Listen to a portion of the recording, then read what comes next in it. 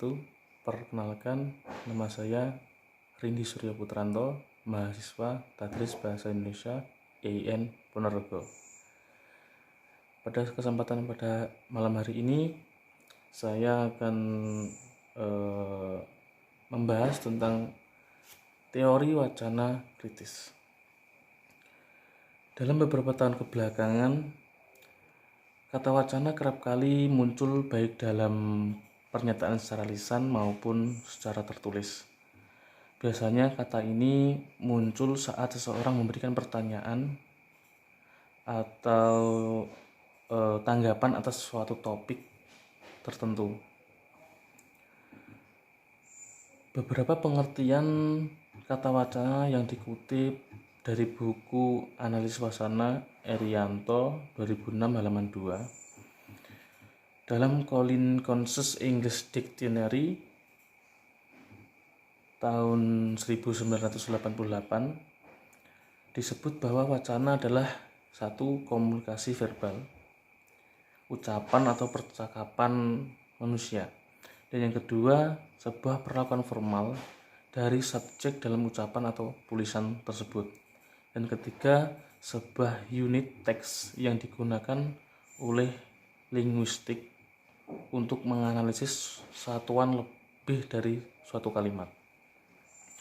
Sedangkan menurut J.S. Badudu menyatakan wacana adalah yang pertama rentetan kalimat yang berkaitan dan berhubungan proposisi yang satu dengan proposisi yang lainnya, membentuk satu kesatuan sehingga terbentuklah suatu kalimat dengan makna tertentu dari antara kalimat-kalimat yang tersusun. Pengertian wacana diungkapkan pula pada tulisan Untung Yuwono. Beliau dalam bukunya Pesona Bahasa 2005 halaman 92, yaitu kesatuan makna atau semantis antar bagian di dalam buku Pesona Bahasa itu tersebut. Pengertian yang lebih sederhana mengenai wacana diungkapkan oleh Lull seperti dikutip dalam buku Analisis Teks Media Alex Sobur tahun 2006 halaman 11, yang berarti cara objek atau ide perbincangan secara terbuka kepada publik sehingga menimbulkan pemahaman tertentu terhadap suatu teks yang tersebar luas itu tersendiri.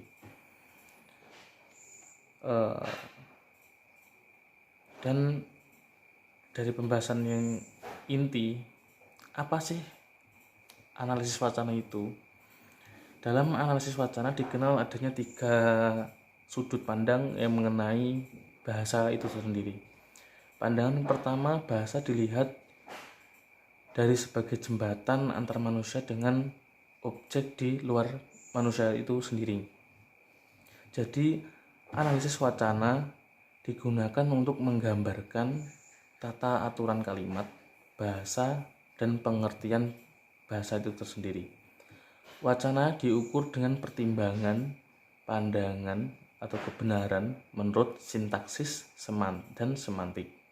Itu saya kutip dari bukunya Bapak Erianto 2006 halaman 4 tentang semantik dan sintaksis dalam analisis wacana.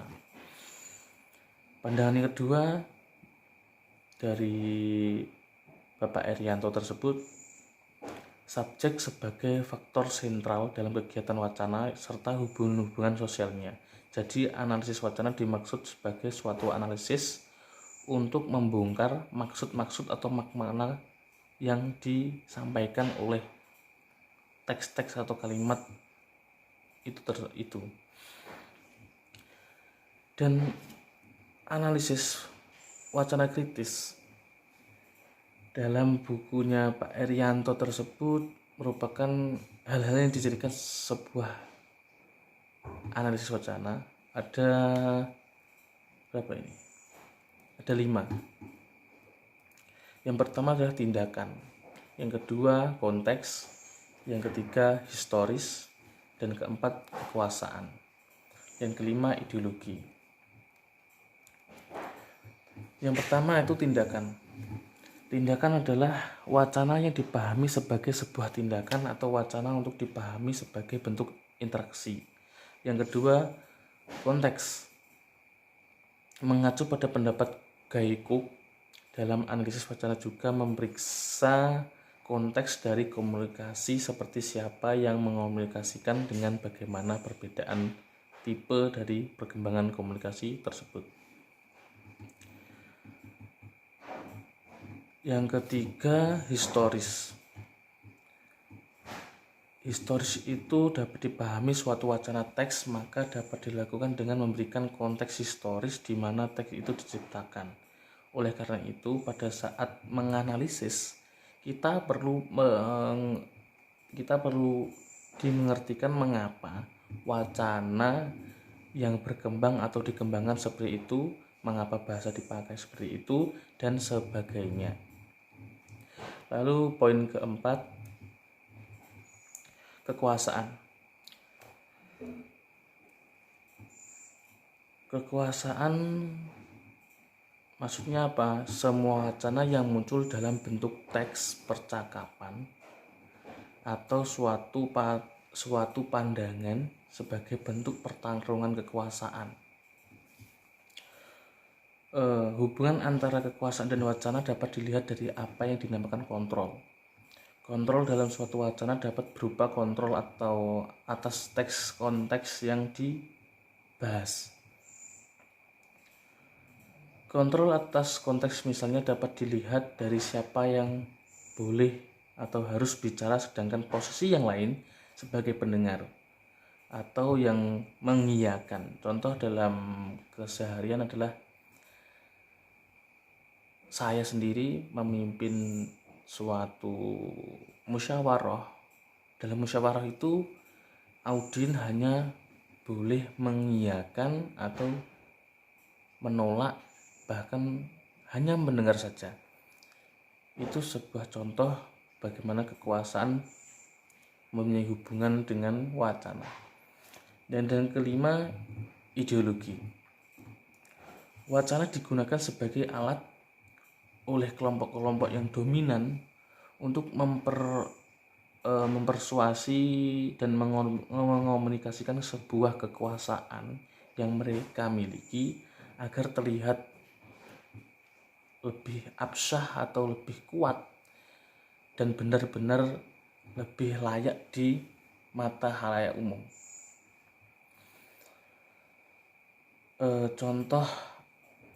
Contoh di kehidupan itu yang saya temui.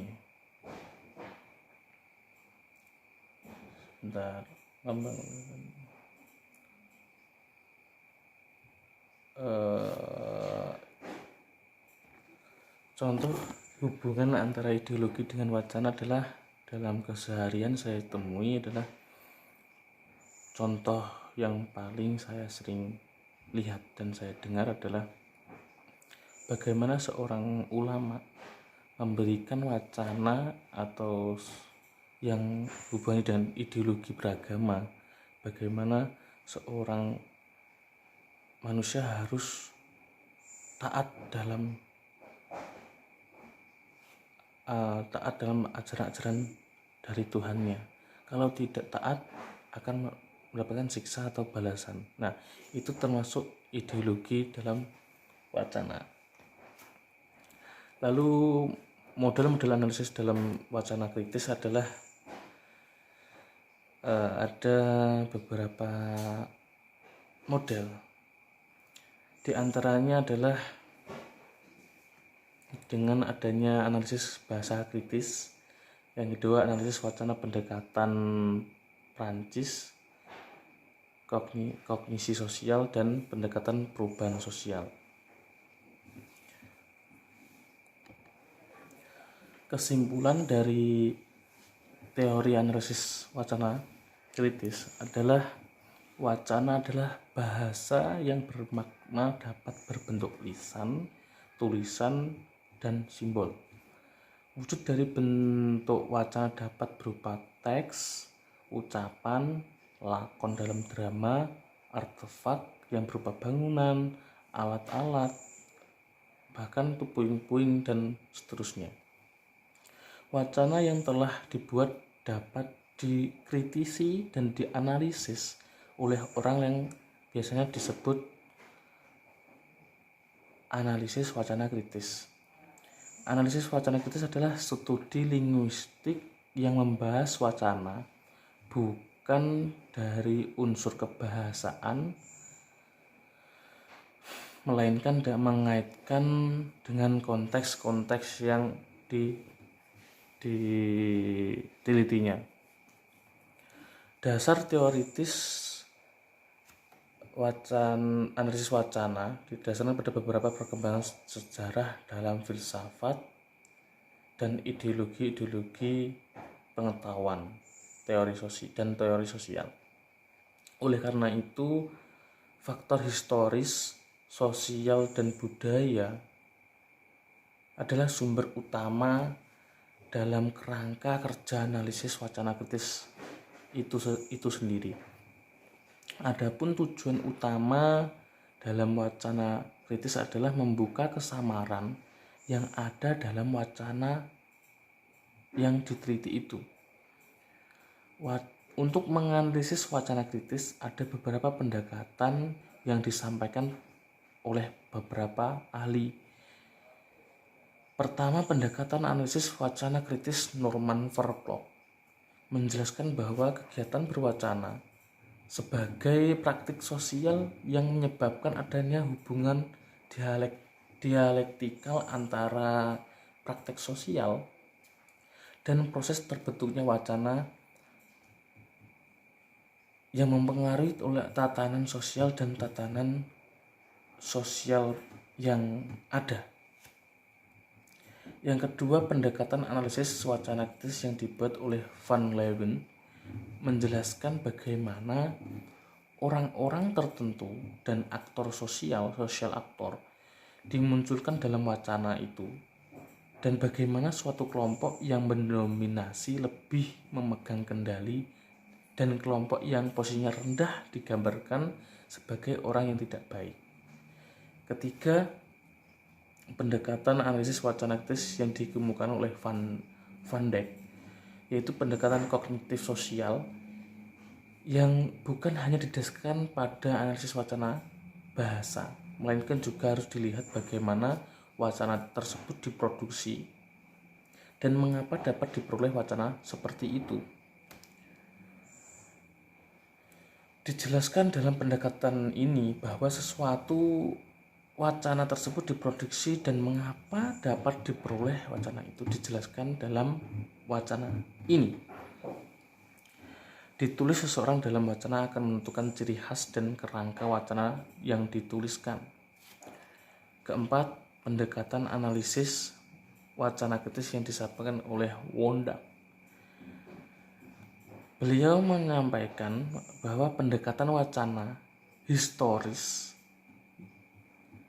bahwa melakukan analisis pada sebuah wacana dengan cara melihat faktor sejarah dalam suatu perspektif feminis yang memfokuskan seperti apa perempuan atau lelaki yang dimunculkan dalam wacana, karena selama ini perempuan atau lelaki disampaikan tidak bisa berimbangan dalam kehidupan.